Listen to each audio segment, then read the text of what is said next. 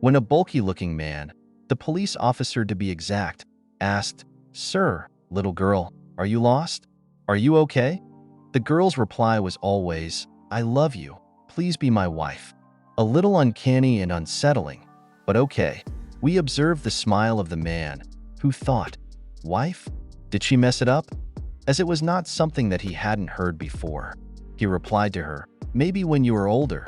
The brim of the starry eyes of the girl lit up after hearing the man's answer. Gradually, time passed, and the girl grew bigger and bigger. Every time she used to say, "Hello, I am lost. I love you," the man, sheepishly, would say to her, "Come on, aren't you a bit old to get lost?" Time did not slow, it passed by, and the girl was almost as big as him, still saying, "I love you." The man could not understand it all. He kept thinking to himself, "She got tall. She's saying that again?" 10 years had passed, and now the girl had become even taller than him. While blushing, she still said, "I love you. Please be my wife, like you promised."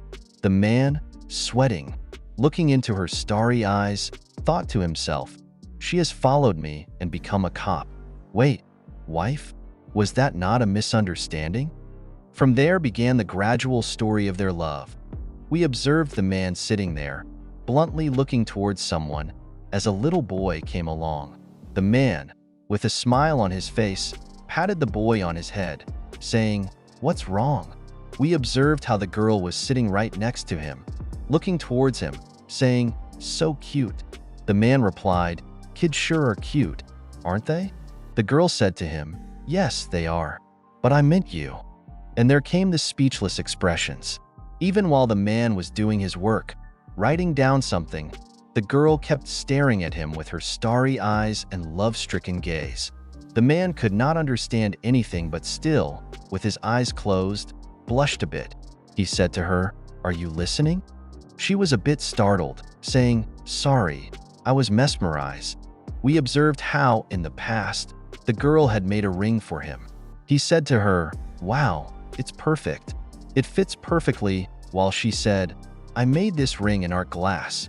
Please take it."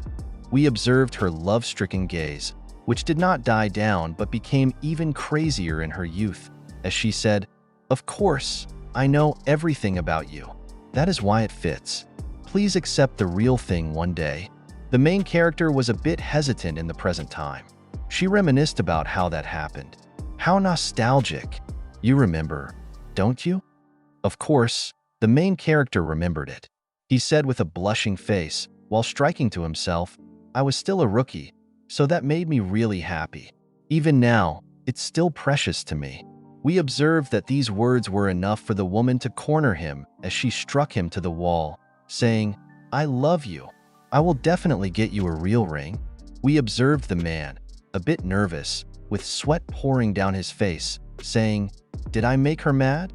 We observed how, in the past, many came to her, proposing that they liked her. Every time, she expressionlessly slyly said, "Who are you? That's a stalemate, buddy." Anyways, she always used to look them in the eyes and say, "Sorry, I have already found someone that I have decided to marry." As gradually time went by, more and more men came, from elementary to high school and even middle school. She always rejected every man, even those who said, "Let's at least start off as friends." She bluntly said, "Not interested."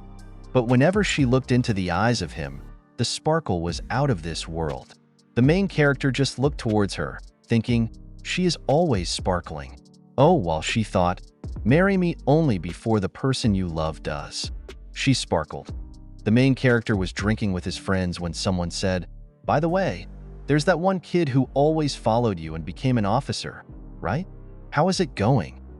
The main character was a bit hesitant to talk about it, but his friends teased him, saying, "I'm glad you're enjoying yourself, but she's single-mindedly chasing after me since we met 10 years ago." The main character remembered how every time she visited him, she said, "I love you, marry me, please be my wife." He never thought she would have become an officer, chasing after him. The main character thought, "It feels like I'm slowly being cornered as her sparkling gaze locks onto me." His friend said, "An earnest girl like that, You should respond to her. You don't have a girlfriend right now anyways. He said, I knew her since she was in elementary school, you know? Be honest, what do you think of her? Not like you hate her, right? His friends asked him this question. The main character said honestly, well, she is a bit childish, straightforward, and has starry eyes, but she is also very strong-willed. She is a lovely girl, but I would like her to find happiness with a more suitable person and not with an old man like me. We observed how, hearing these words, his friends teared up, crying, like this, the only man that could make her happy is you. The main character was a bit surprised, thinking to himself, did I say anything gross? We observed how they normally act in front of other people. She acts austere, and the main character is also always calm and aloof. But when they see each other and are in front of each other, she is love-struck, her eyes glowing with sparkle, and the main character is always flustered, watching her blushy face in front of his eyes. Truly, a match made in heaven. We observe their height. The main character is 185 centimeters, while she is 192 centimeters. Even though normal kids that met both of them said, "You are huge," police officers that are taller than the vending machines. We observed how the girl came in, asking for the main character with some papers in her hands, and watched the main character snoozing off on his break, with his eyes closed and his hand resting on his face. Watching him like this, she was absolutely in a fidget, speechless.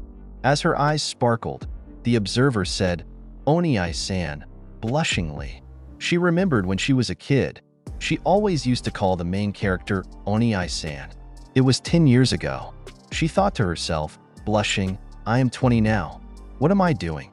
I just wanted to try calling him again like that. The main character mumbled something as he was lost in sleep, saying, "Ah, Itsu-chan." Half asleep and drowsy, he took the name of the girl like that. He soon realized that he had messed up, sweating, as this was what he used to call the girl every time they met when she was a little smaller. We observed her coming closer to the main character, blushing and trembling all over. The main character said to her, "Officer Hayasaka, sorry, that was an accident." It looked like she wasn't going to hear any excuses now. If you want to know more and watch such quality recaps, please consider subscribing and leave any recommendations in the comments down below. Thank you.